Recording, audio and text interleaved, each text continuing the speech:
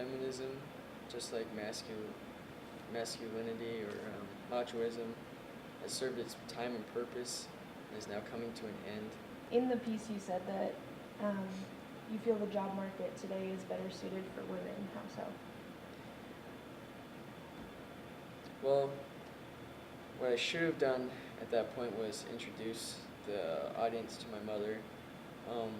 She's a doctor, but she wasn't always a doctor. She had had her kids and then went back to school and worked her ass off and got 4.0 all the way through even residency and became a doctor. And my dad was a stay-at-home dad the whole time after he had worked as a mechanic and a carpenter, so my mom could live out her dreams.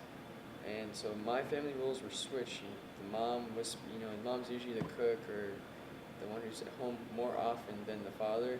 But my father was that way. I think that because my mother worked so hard for what she had, and she makes as much, if not more than most of her male colleagues, it creates an idea that the pay gap is on an individual level.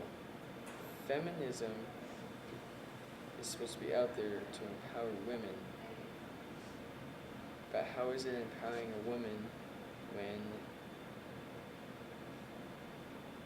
you recognize someone who goes against your own opinion or ideals, but yet in turn want to go out on the dance floor and give yourself to a bunch of different guys?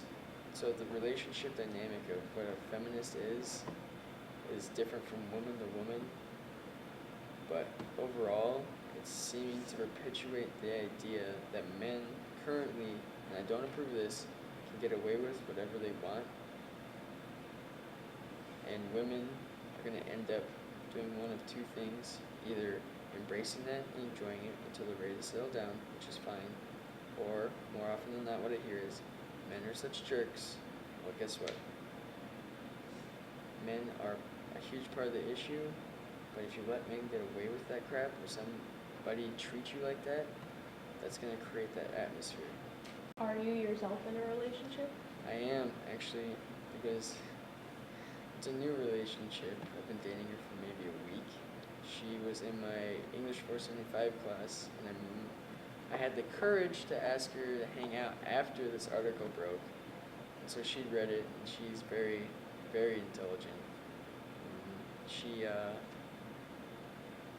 has open discussions about this, and even though she doesn't necessarily agree with me, we seem to view each other more as equals, more than trying to talk down or over the top of one another, which is rather refreshing. She leans a little left in some issues, and I'm more right, but somehow we seem to make it work just fine.